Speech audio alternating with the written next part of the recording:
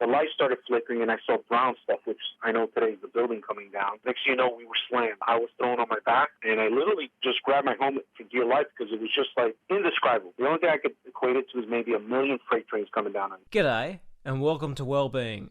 I'm Jack Hodgins. My guests today are Will Jimeno and Dr. Michael Moats. Will is a 9/11 survivor who was trapped under the rubble of the World Trade Center for 18 hours, and Michael is a psychologist. The pair have authored a book together called Sunrise Through the Darkness, based around Will's PTSD recovery and Michael's clinical expertise. Will's 9/11 story was the basis for the 2006 Oliver Stone movie World Trade Center, starring Nicolas Cage. The pair are on the line now to share their perspectives into PTSD. Hello, Will and Michael, and welcome to Wellbeing. Hey, thank you for having us. Tell us a little bit about your book, Sunrise Through the Darkness. How did it come to be?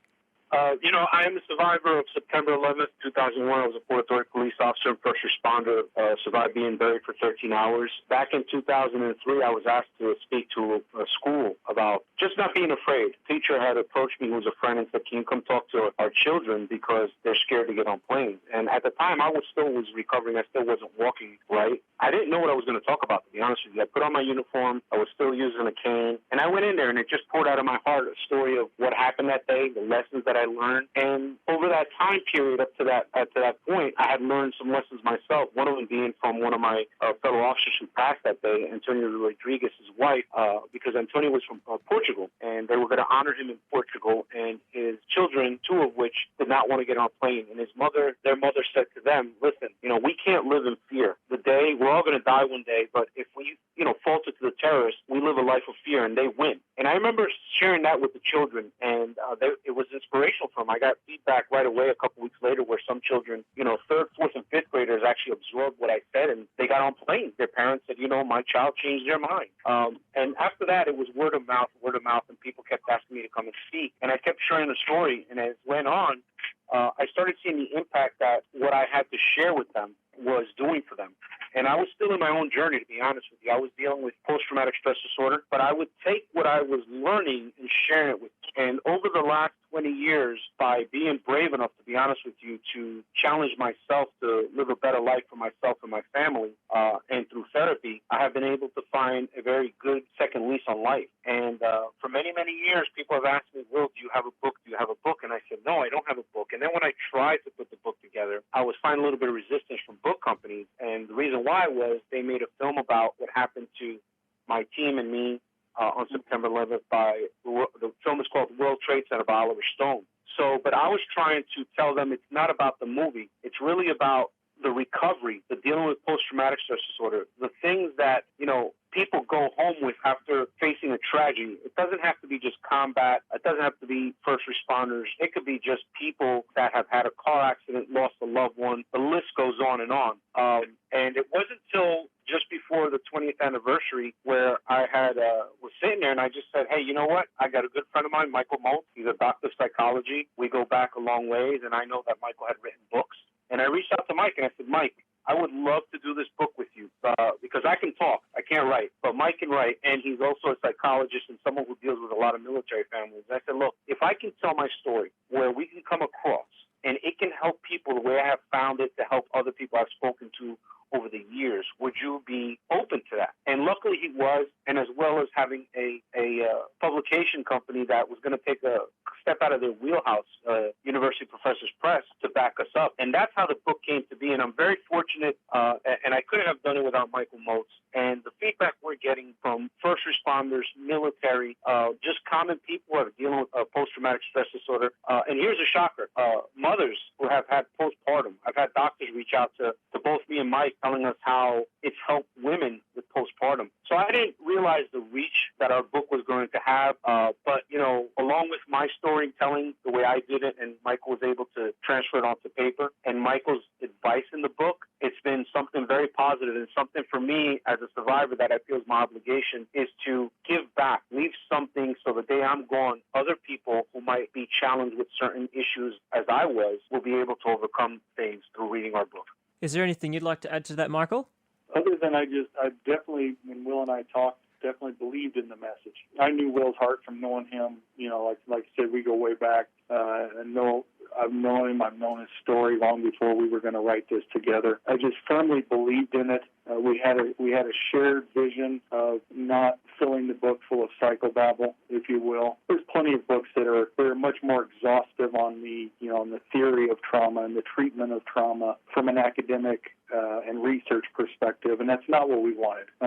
Because much like I practice and Will's talking to people, it's very much in a conversational, eye-to-eye kind of speak, if you will. And that was something that was really important to both of us, was that it was a very accessible message, but one that at least it carried some research, carried academic validity to it, but it didn't sound like a presentation, that it just sounded more like a companion that wanted to talk with you and just share in dialogue. Will, what was the morning of September 11th, 2001 like for you? To be honest, it was a beautiful day. I mean, I was living the American dream that people hear about all the time. I was married to my beautiful wife, Allison, had a 4-year-old little girl at home, had the job that I loved, that I really loved and wanted since I was a child, and I was working for a great police department, the Port Authority Police of New York and New Jersey, so we're police officers in both states, and life was good. I cannot state that enough, I should say. And, when the first plane came over the Midtown Manhattan at the bus terminal where I worked, I didn't know. I just saw a shadow cover the corner of 42nd 8th Avenue, and anybody who's been in New York, those are pretty big intersections. And we were called away, and 20 of us responded from Midtown Manhattan to downtown Manhattan. And when we got there, it's a sight that I hope nobody ever sees ever again. Unfortunately, people are seeing that right now, unfortunately, in Ukraine, where it was a battlefield. I got there and these two humongous buildings were on fire. I couldn't believe it. I had served here in the U.S. military and the U.S. Navy. That's where I had the pleasure and honor to come down to your beautiful country and see it. But it was unreal, and I just want people to understand that, we should treat ourselves better. There's no reason to these events to happen. Unfortunately, they do. We're human beings, and but at that point, my job was to try to get people home. And when my Sargent McLoughlin asked for volunteers, myself, Dominic Pizzulo, Antonio Rodriguez volunteered. We had just recently graduated from the academy 9 months prior at the World Trade Center at the Marriott. We were the 100th class, and we began our rescue operations. Once we were in the building, we hooked up with another officer, Christopher Amoroso, and we were going to Tower 2 to get more equipment. Unbeknownst to us, we didn't know that Tower 2 was in distress, because when we got there, the first tower was on fire, the corner of 2 was on fire. What I thought was the corner of 2 was on fire, but I never saw the gaping hole on the other side, so they were actually both already hit by the time we got there. And while getting more equipment near Tower 2, we were pushing away from Tower 2 to go back to Tower 1, where, again, we thought was the tower in distress, and that's when the first building fell on us, and unfortunately it took the life of Antonio Rodriguez and Christopher Amoroso, burying myself, Dominic Pizzulo, my sergeant, and after some struggle there, and Dominic was able to free himself, he was trying to get me out when the second tower came down, and then that took his life, and that left my sergeant and myself fighting for our lives for many, many hours. I go into detail into the book as to exactly what happened. It was a nightmare times the highest number you can think of. And but what helped me survive was actually 3 things I talk about all the time. And I don't preach religion. I'm Catholic, but I talk about faith. And this is what I tell people. If you don't have faith in religion, have faith in yourself. Have hope. That's what I kept going. I kept hoping we were going to be found. And love. Love for my sergeant, love for my family, love for my country. And that kept me going at a time where it was easy to give up. I mean, at one point that evening, I wanted to die, because we had lost our 3 teammates. I had been crushed, a weapon fired in there, and I almost gave up. And I tell everybody, you can call it whatever you want, but I had a vision, a dream, if you want to call it that, at the moment that I wanted to die. And that vision was one of Jesus Christ. And what it did for me was it woke me up with an intense desire to keep fighting. And I realized at that point, if I had given up, I would have given up on my sergeant, because he was buried further back, and I was near the hole that had opened up above us, about 30 feet up. So, and I got a big mouth, as you can hear. So nobody would have hurt him. If I died and gave up, I would have never made it home to my family. And if I died and gave up, I would have given up on my country. But most of all, and this is what I want people to understand, at the moment, and I'm talking to those people right now who have contemplated maybe ending their lives, at the moment you give up, you're giving up on yourself. And you don't understand and see how important your life is. And you'll never know, because you'll be gone. And this is something Mike can talk to, that because he deals with people who unfortunately have loved ones who have committed suicide, where, we'll never know, those of us who have contemplated contemplated or unfortunately taken their lives, the effect it has on the people that they love, and they might sometimes feel like they're not loved, but you really are loved. And that's why I tell everybody, you know what, there's times that I thought about it. It's in my book, our book. And at the same time, I want people to understand, if our book helps you live one more day, one more week, one more month, one more year till you get help, that's the goal of our book, is to really help people who are in a very dark place understand that when you dig down deep, when you fight for yourself, you can overcome anything. And if you don't, such as I thought when I was under the buildings, I said, okay, if I'm going to die here, I'm going to give everything I got. So when I die, I can be at least at peace knowing I have done everything I physically, mentally, and spiritually could have done. And I'm telling people, when you take that desire to survive, to thrive, you will overcome it. I promise you that, and Mike can tell you that, that's one of the biggest pains, and I want people to understand that, talking from Mike's perspective, that if, God forbid, you take your life, what other people who Mike has to then talk to, what the biggest pain is. Do you have anything you'd like to add to that, Mike? It's definitely real. And unfortunately, I have worked with a number of people that their loved ones have taken their own lives, and the ramifications that come with that for those who are left behind is just exponentially tougher than if they just had died. There's just so much more to work through. And one of the things that I think of, because just my sample of working with trauma and grief, I deal with suicide quite a lot, or suicidal thoughts.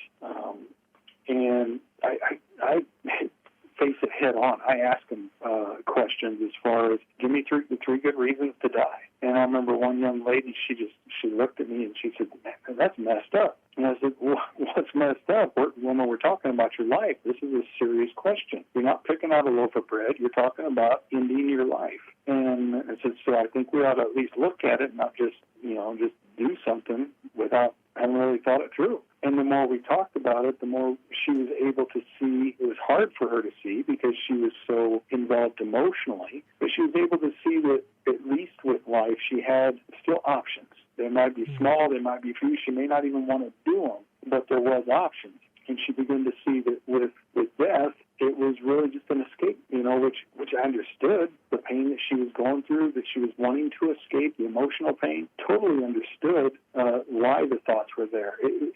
When you're that deep in the abyss, you can see it. You still don't wish it for them. But again, part of what we're trying to do is just shine even enough light, yell just loud enough that they can at least hear that they're not alone, to say, don't give up. I know you feel like giving up, but don't. There's some options out there. And what I've watched is some really courageous people. Sometimes people will judge those who are in suicidal ideation times, and they'll judge them negatively, and which is really just about their own pain and fear. But what I watch is people who are actually fighting hard to just hang on, but they're just so tired and so weak meaning like physically wore out. If that's what they feel like is their only option left, it just gets so narrowed.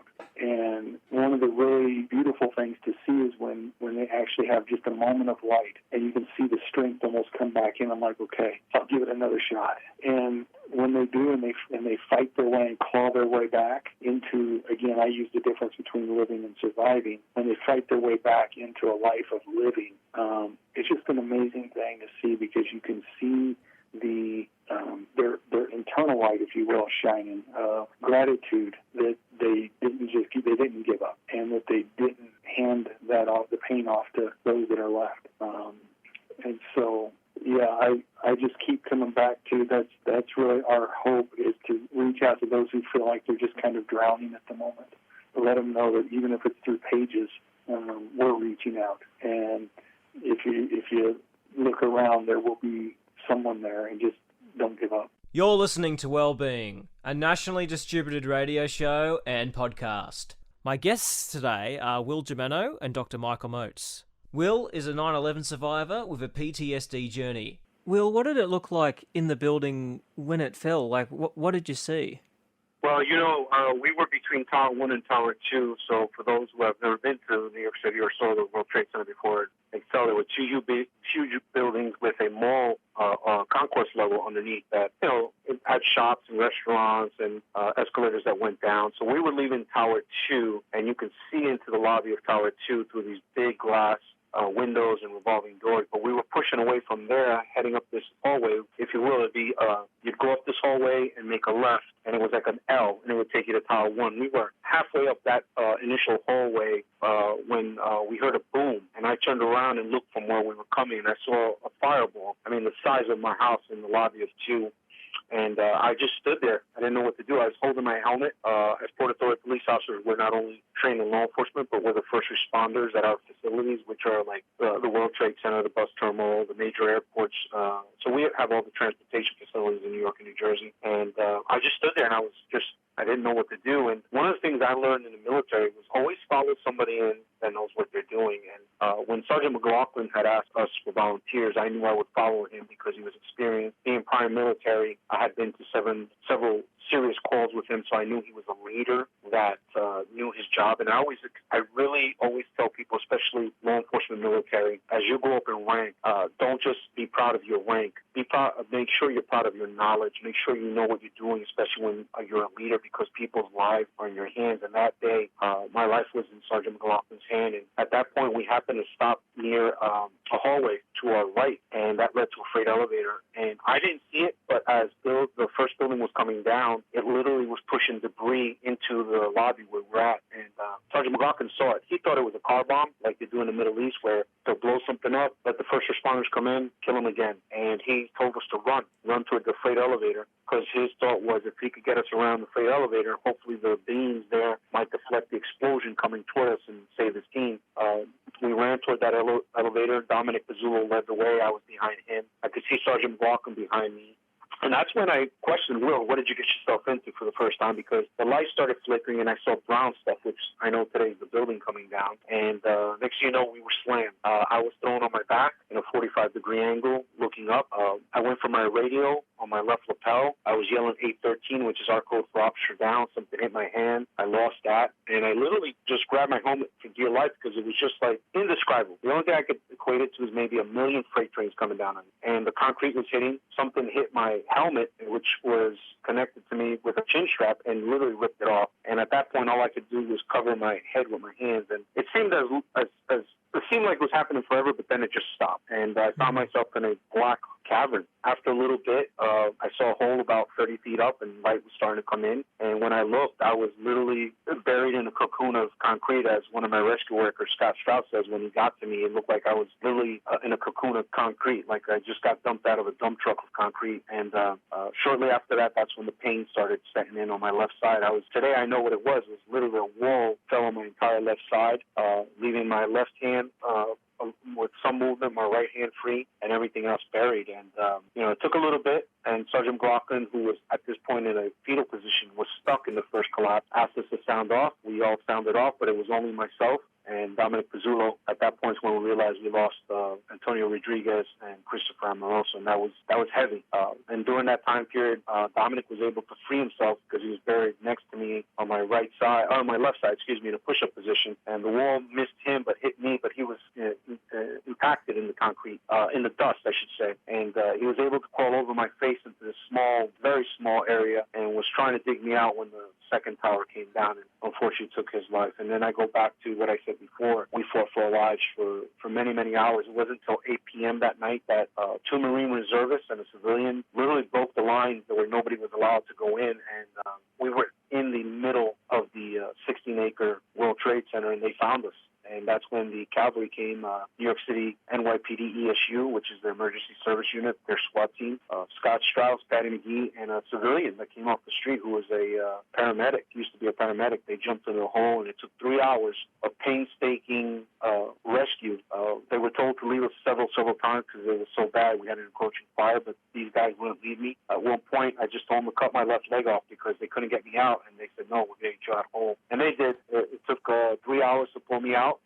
Sergeant McLoughlin would come out the next morning, 7 a.m., the last man to be pulled out from the World Trade Center. But I remember being pulled out of that hole and looking up, and I just asked, where is everything? Because I could see the moon, and I saw a lot of smoke, but I didn't see the towers. And again, we were buried, so we never knew that it was actually the towers coming down on us. And that's when a firefighter said, it's all gone, kid. And that's the first time I cried that night. I didn't cry when I got hurt. I didn't cry when the guys passed or everything that we had to suffer that night. I cried because I felt like we failed. You know, there were so many people still in the mall area and people trying to get out via Tower 2 that we could see. And I just knew the death toll was going to be high. And at that point, they whisked me off to the hospital. And the second time I cried was when they got me to Bellevue Hospital. It was around, I think, 11:45, because they got me out at 11 o'clock that night. I had been buried for 13 hours. And when they pulled me off the ambulance, I said, where is everybody? Because I see all these doctors and nurses standing around. And they're like, you're it. And that's the second time I cried, because I couldn't believe that they're telling me that I was like, that was it. That's all they had. And went through a lot of surgeries. Had a lot of support, great doctors, and little did I know my battle was really going to be laid ahead of me for the next several years. And I'm proud to say that, you know, I'm doing well today, but like Mike has said, it's something you live with. And that's what helped me through therapy understand that PTSD is something you never get rid of. It's something you have to learn to live with. And I tell that when I speak to people, the day you get rid of post-traumatic stress disorder for me, is the day they're going to bury me, because it rears its ugly head from time to time. For me, it was anger. It's always anger. Angry that what happened to me, angry what happened to my fellow teammates, to my country, and to the world, honestly. It changed our world completely. It doesn't matter where you are. You know, terrorism changed us all. And for me, it's something that I still have to stay on point with, and I do. And I have the blessing of having a great wife who sees me getting upset, hey, go take a walk, you know, and that I had to learn how to control it. And it's something that you shouldn't be ashamed of, because we're human beings. And like Mike said, sometimes there is mental illness, but people have mental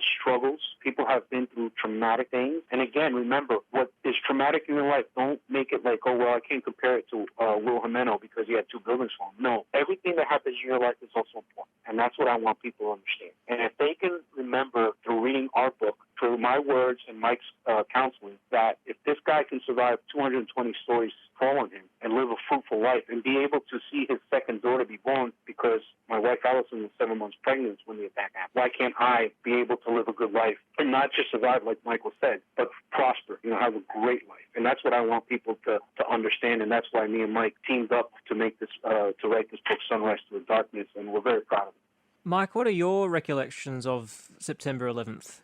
You know, I remember being at home, getting ready for work that day, and happened to have the morning news on, and was just kind of walking back and forth. And all of a sudden, I saw the smoke coming out of the first building, and it said a plane had hit. And I think I had a lot of the same thoughts as other people. And I thought, okay, what kind of idiot's going to fly into a building? It's kind of big enough you should be able to dodge it, you know. And it threw me, because I'm thinking, it was, quite honestly, I think it was just too big. So, you know, when things are too big, we judge them so that we can feel bigger. And so I just looked at it, I thought, okay, and I just kind of kept an eye on it and kept getting ready for work, and we just happened to be watching it when I saw that second plane fly in. And I just thought, I did not just see that. There's no way I just saw that. Because again, it's too big. And the other piece that really stuck out for me, because I think I was still so shocked by the reality of it. In all honesty, I wasn't even thinking about the people in the buildings at the moment. I was literally just trying to comprehend what I was really seeing. And then all of a sudden, I remember just noticing the building. Something just looked off about the building, and it was as it was collapsing. It was just, there was like a wiggle to it or something that caught my eye. And that was the first moment I thought, oh, dear Lord. You know, even now, just kind of looking back and picturing it, my words get stuck, because that's exactly how I felt. And I couldn't quite take it all in, and I just sat there staring. And I thought, I don't know how anyone can survive that. And so kind of jumping forward, you know, because I remember the news coming out saying they'd found 2 police officers alive, you know, and pulled them out. And I just thought, there's no way.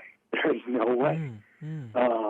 And I was just in, I guess, I want to say awe, but not in awe in the inspired way as much as just in awe at the massiveness of it. And then, of course, by then we found out, you know, terrorist attacks and so forth.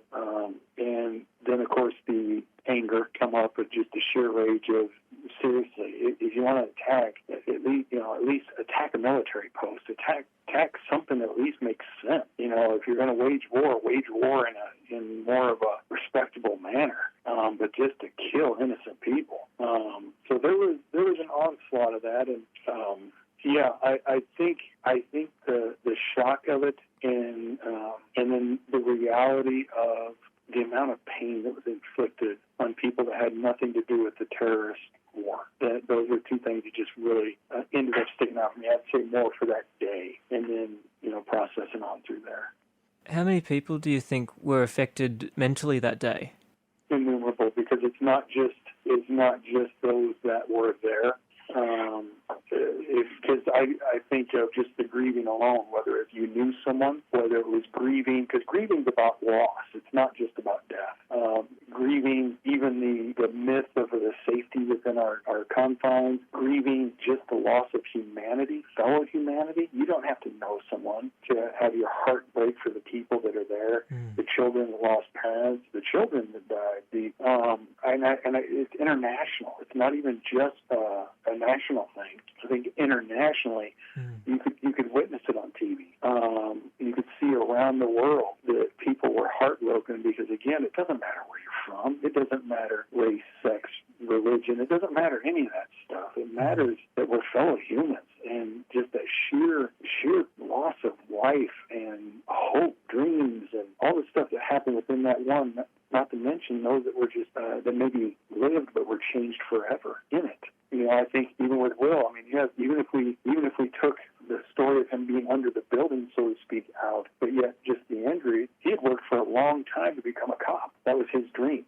And he got 9 months on the job before it was technically taken away, meaning medically retired, so to speak. And so even that this is something he fought for and worked really hard at. And so, the more I think about it, the more I can go on and just the sheer loss of a sense of safety even. Will, what were your initial thoughts when you first kind of arrived at the World Trade Center and you saw these two buildings, they're on fire, there's papers going everywhere? What were your thoughts? My thoughts went directly to the people inside. I just felt that, I remember seeing the first person jump out of the black gaping hole out of Tower 1, and that person jumped, and then another person jumped, and they would disappear behind Building 6. And all I could think about it was like taking a stone and throwing it into a lake, and you skip it, and you have that ripple effect. Every time somebody jumped out with somebody's mother, father, brother, sister, and going to what Mike said, and this is something that is so true. No matter where we're from in the world, we're all human beings. And every time somebody jumped out of that building, it was breaking my heart because I knew some family was not going to have that person they love come home that day. And that evening when they found me, I was so happy that I didn't care what color you are, what country you're from, who you loved, who politically you wanted to vote for. It was a human being. And that's one of the things that I want people 20 years later, 40 years later, 100 years later to remember from September 11th, is that on that day, we saw the worst in humanity, but we saw the best in humanity. We saw people drop all their prejudices, all their political views, and were just human beings. And when those three men were above me, I didn't ask, again, who they were, where they're from, what they believed in. All I knew was there were human beings there putting their lives on the line, bring me home. And that's all I was trying to do with our teammates on that day was bring people home. So it's something that I unfortunately feel that we remember for a short period of time because as human beings, one of our worst assets, our worst qualities is we have short memories, it seems. Especially with social media, everything is so quick. News comes and goes.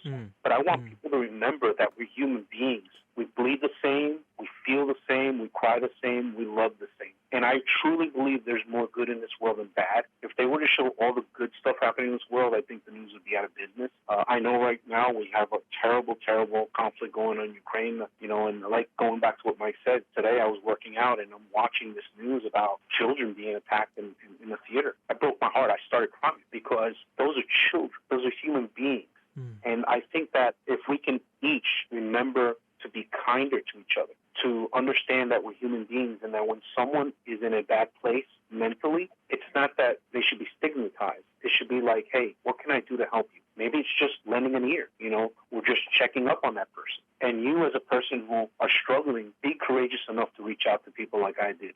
It took some time for me to do that. I wish I had done it earlier because I put my wife and my young children through things that I wish I hadn't. And I just believe that everybody deserves happiness. And I want people to learn that from my story. And along with Michael's help, I think that we're doing it with this book. What was it like in that moment when you were reunited with your family? Well, that was an incredible moment. It was the next morning. I had come out of surgery. I was still groggy, but my wife, who was 7 months pregnant, came to my bedside with my parents, and that was special because I really thought, my God, did I just survive a nightmare? And I knew the nightmare was just beginning. You know, I was into the nightmare, but it was just beginning. But there's no word, just happiness and scared at the same time because even though I was happy that I was alive, I didn't know what the road to recovery was going to look like. And I tell that to everybody when they read this book, Sunrise to Darkness, and Mike has said this, you know, what worked for me might not work for you, but find your path. I had to find my own path. But the paths are there for you. Don't think that there's not a path. But again, for me, it was happiness and fear at the same time. It was incredible because you would think, okay, hey, I made it out, but I had so much to go through. I had flatlined twice that evening when they got me to the hospital, and then there was concerns about blood clots.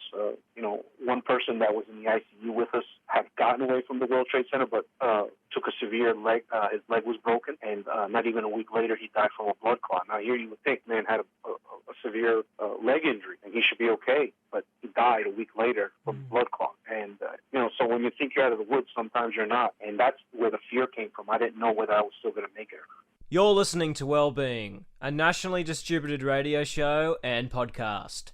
My guests today are Will Jimeno and Dr. Michael Moats. Will is a 9/11 survivor with a PTSD journey. Michael, how much support is there for those that have been affected by 9/11? I'm going to say I'm not for sure. I know they have like a 9/11 fund and so forth, and that's more New York, New Jersey based. I don't really, honestly, I don't hear a whole lot of topic around 9/11 being discussed these days as much as I think 9/11 really opened the eyes of folks of the need for greater support of our first responders. And so I don't think it's as much directly stated as 9/11 support as it is the rippling effects of what 9/11 started. And out of the ashes, so to speak, we're seeing at least an upturn in the care for first responders, military, and recognizing the need instead of just keeping the kind of the old mentality of, hey, you signed up for this job, you deal with it. Did you find, Will, that people were really supportive of you after you survived that attack? Yes, I mean, you know what? I was hospitalized for a long time where I didn't get to see the parades down the West Side Highway in New York City where people came out to cheer on all the rescue workers, the iron workers, but the support had always been there, and I'm blessed in that aspect. And that's something I want to share with people because as the war raged on, that's where I started realizing that I needed to write a book because people kept coming up to me. And in the forward of this book, one of the Marines had credited me with saving his life because of me sharing my story, and that blew me away. And that was really one of the big catalysts for this book is that if a person came up to me and said, hey, because of you, I'm alive today, I felt like I was still wearing my uniform as a police officer. And I think that's a duty that you have, not only as a first responder or military, just as a human being, that if you have the opportunity to share whatever story you had in your life that might help another person, it's a good thing. You're able to help people. And I mean, history has shown us that by storytelling, we can educate people, help people, inspire people, and hopefully teach us not to repeat history. But we're human beings, and we do. So we have to prepare the next generation to understand that there are going to be challenges set before them, and that there will be people to support you. Unfortunately, and I'm going to use the U.S. as this. After World War II, Vietnam, Korea, what they used to call shell shock. Our soldiers that were fighting for our country, they weren't getting the support like Mike says. It was like, hey, you signed up for this. This is it. After September 11th, I think we started realizing, what? We can't just have people go into traumatic events and expect them to just go home, hang up their uniform, and say, okay, everything's good, because it's not, and the same thing goes to anybody out there who's dealing with cancer, a car accident, or family death. You can't just say, okay, it's over, and move on. You're going to have issues because we're human beings. And I think if we can respect the fact that people have feelings and don't always, there are some people who are blessed that they can move through tragedy and continue a good life. But we've noticed now, especially after COVID, that that's not the case. A lot of people are struggling. And, again, through our book, we want to reach out there and let them know that, keep going forward. You're going to be okay. Keep fighting for yourself. You deserve that. When did you start to realize that PTSD was starting to kind of rear its head a bit? Was it straight after the attack happened and you survived, or did it gradually develop? Well, if you talk to my wife, she's going to tell you it was right away, although I didn't realize that until probably a year later, to be honest with you. That's, like I said, I go back to that incident. I didn't even notice how short I was with people, how angry I was getting. I would get upset about just not being able to find a control till that ugly incident one evening, which I described in my book, where I just couldn't find something. I got so angry, and I picked up a shoe and I was going to throw it right out of the house, and then I've never lifted my hand to a woman, and I caught myself, and I'm like, this is not who your parents brought you up to be. And I took a drive, and I went up to the country, and I sat there, and I really thought about it. That's when I started thinking about, if I'm not a good father, good husband, my kids are going to suffer, my wife's going to suffer, and another generation's going to suffer. And that's when I went home and I apologized to my wife, and I went upstairs to my oldest daughter's room, Bianca. She was only 4. And I said, does Daddy yell? And she said, yeah, Daddy, sometimes you scare me. And that's when I made the decision to really put the effort in to talk to somebody. And it took me several people to find the right person. And I tell everyone it is, and no insult to any therapists out there, but therapists are like car salesmen, you can find one everywhere, but to find the right person you feel you can connect with, the person who, like Michael said, one of the objectives of our book is not to sell you on a bunch of psychological mumbo-jumbo, but really strike to the heart of what the issue is in your life to help you, and I think that's the thing that turned me off from certain other people I was talking to. I just felt like I was wasting my time till I talked to the one person, and that person made me realize, you're going to have to learn to live with this. You're going to have to learn to control this. And that was a turning point for me. But really, I think there are people who are suffering from PTSD that don't even know they have, and it's important to identify that, because it's going to be the beginning of your recovery to your happiness. Did you find that it felt good to open up about your experiences when you first started kind of talking about them? Not at the beginning, to be honest with you. I still was struggling in kind of denial, but as time progressed, I started seeing what it was doing to me, and how it was taking my happiness and days of my life, because this is something I talk about in the book and I share with people. I mean, look, if you're lucky to live till 90, you take 365 days, and that's universal, right? When we're born, we're in diapers. If you're lucky to live till 90, you're going to be in diapers. Do the math, 365 times 90. We don't have that many days on this earth. So PTSD was robbing me from fulfilling good days on this earth. So I try every single day, no matter if it's raining, snowing, bad weather, good weather, to really just be grateful that I have this opportunity on this earth, and try to make a positive impact in my life, my family's life, and the lives of people around me. And, it's tough. It's very tough, and anybody listening to this right now, I understand you. I know that you feel like you're alone, you feel like you're in a dark place, but trust me, everybody knows that if you're in a dark place, if you start digging a hole, you start fighting long enough, you're going to break that barrier that's around you, and you're going to be able to see light, and that's what I want for everybody. So I think that it's something that PTSD is sometimes that you don't realize you have it at all, to be honest, because I did. Would you say that even though, and it sounds like from what you've kind of said, that even though someone can have PTSD, that they can manage it and live great lives even though they have it? I'm a testament to that, and there's many people who have served their countries, who have seen combat. I'll just use military in this case, or first responders who have been in critical situations and have been able to face their struggles, whatever that may be. And again, PTSD comes in so many forms, like Michael said. It could be anger, depression, alcohol, drug abuse, and there's many stories out there that inspire you every single day that show you that, yes, you can overcome post-traumatic stress disorder and learn to live with it. And then maybe I use the wrong words, overcome it. You learn to control it. It's just part of you, no different than you see people who are alcoholics or substance abusers. That's something that's there. They don't just get rid of it. It's the simple case is smoking, right? People that smoke.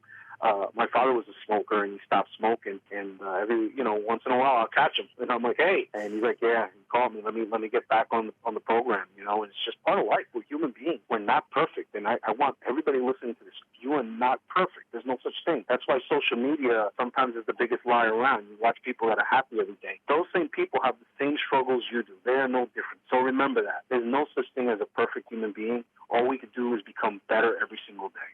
Is there anything you'd like to add to that, Michael? Yeah, it's like the part of living a successful life while still having PTSD. Grief and trauma, again, grief being just, loss of. Grief and trauma are so interconnected that in many ways, even if you've somewhat resolved the trauma response, if you will, there's still the part of grieving, whether it's people that you love lost, or ability, physical abilities, or again, even the loss of the life that was, kind of the fantasy life, so to speak, before trauma happens.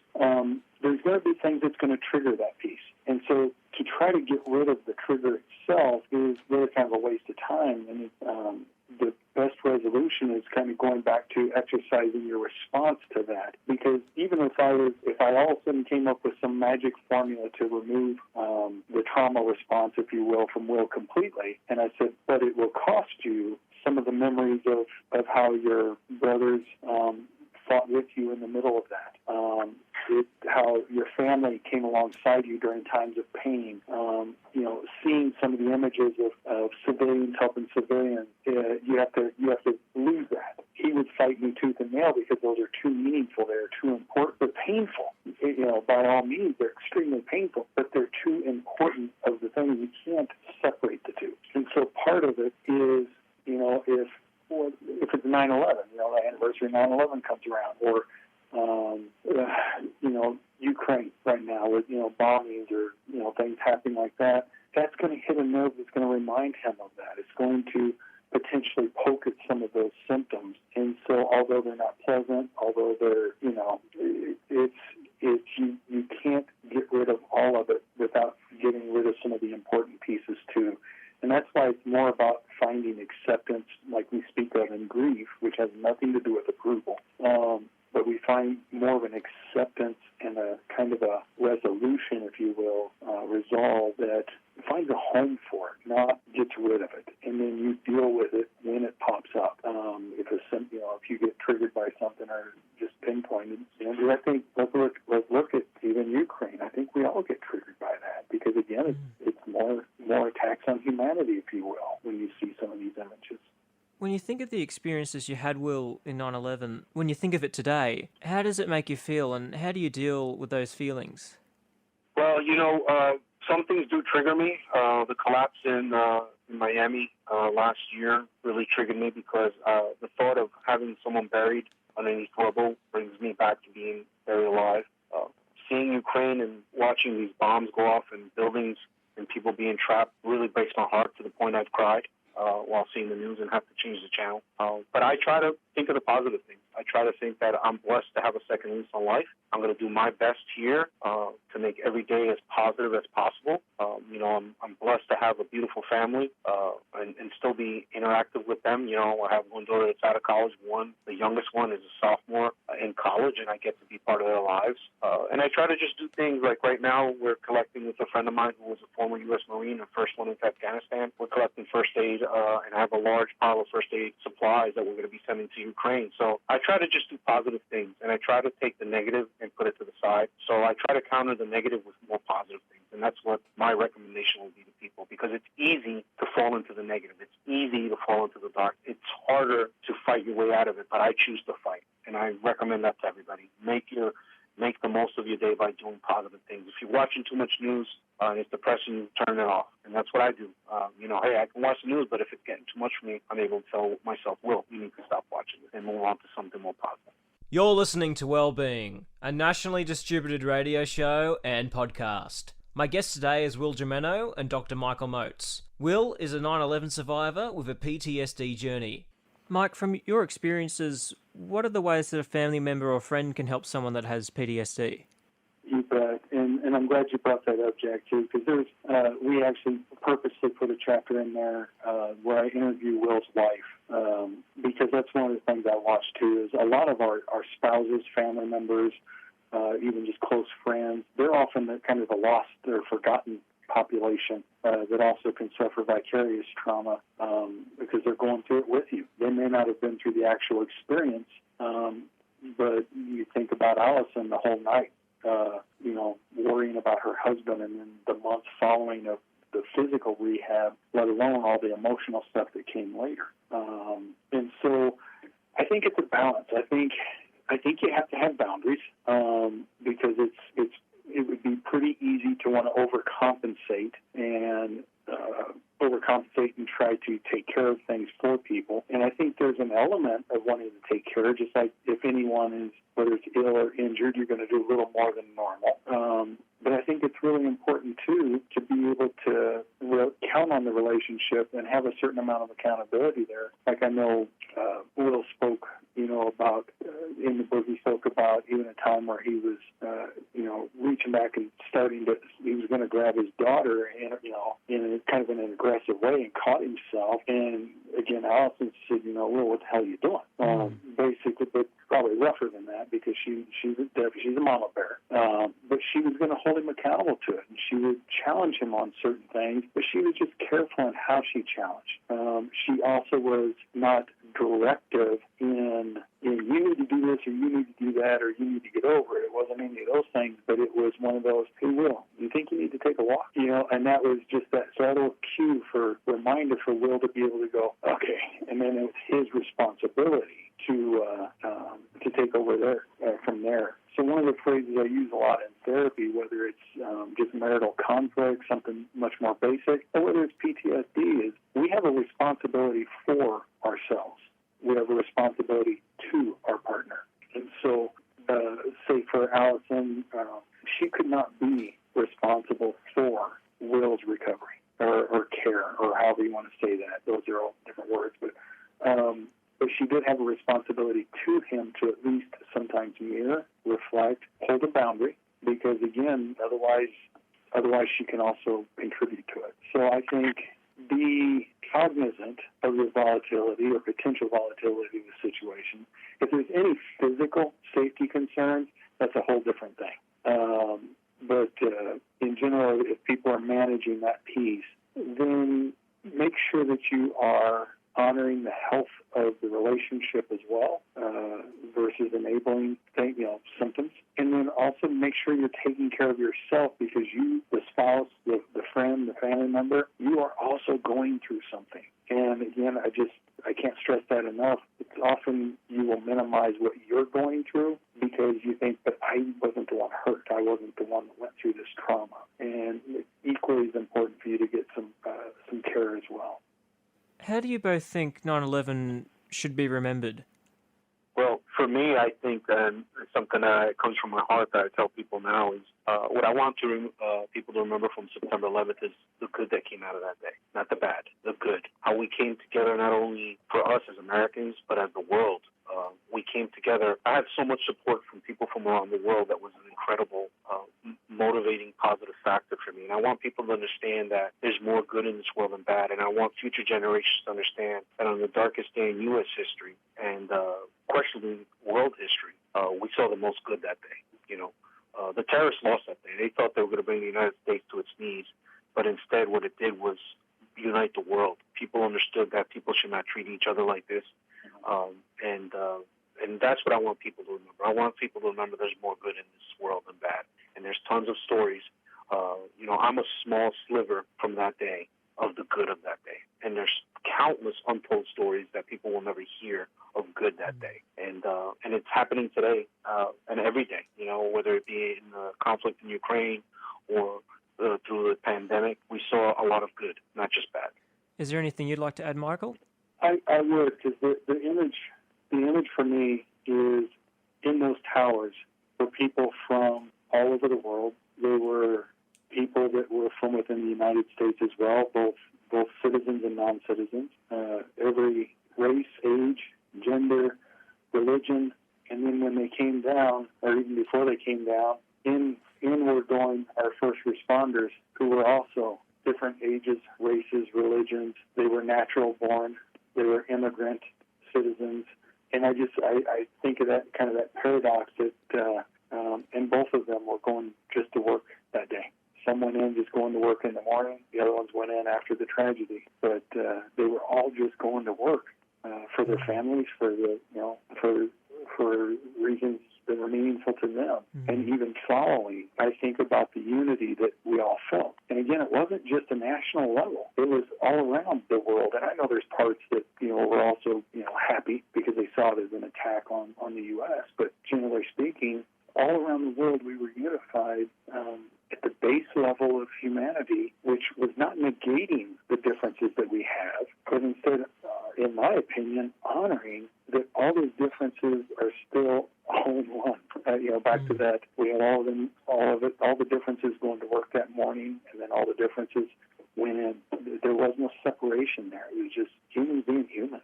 And to me, in spite of all the tragedy, all the pain, all the ill intent, there was a lot of beauty within the smoke and the ashes. For those listeners out there that want to find where your book is, where can they find it to get a copy? I was going to say Amazon.com. You can find it at some of the major retailers like the Barnes & Noble. UniversityProfessorsPress.com, which is the publisher. They were primarily they were an academic publishing company, and so they do a lot in the psych world and so forth, but more academically focused. But much like Will alluded to in the beginning, they were willing to step out of their wheelhouse of that because they believed in the message as well, that this was not a politically driven or a nationally driven or any other sort of driven thing other than we want to reach people and try to make something meaningful out of something very tragic, and let that be the ripple effect as well, is that no matter how much tragedy there was, that even 20 years later, there's still ripples of people trying to help others. Yeah, and Jack, I just want to add that we're also available on Audible now. So for those people who are driving to work and love to listen to audiobooks, audible.com, and we just ask that really if you read our book or listen to our book, please leave us a good feedback, especially if it's helped you, because through your, like Amazon, the ratings, you're able to share with other people how the book has helped you or how the audio book has helped you, and that will help other people who are searching for material that might help them in their lives. Well, thank you for being on the show today, Will and Mike. It was great talking with you. Well, thank you for having us, and all our best, everybody. My guests today were Will Jimeno and Dr. Michael Moats. Tune in next week where we speak to another first responder who received PTSD from 9/11. And if you like this content, check out the Wellbeing podcast for more. Thank you for listening. I'm Jack Hodgins, and all of us at Wellbeing wish you well.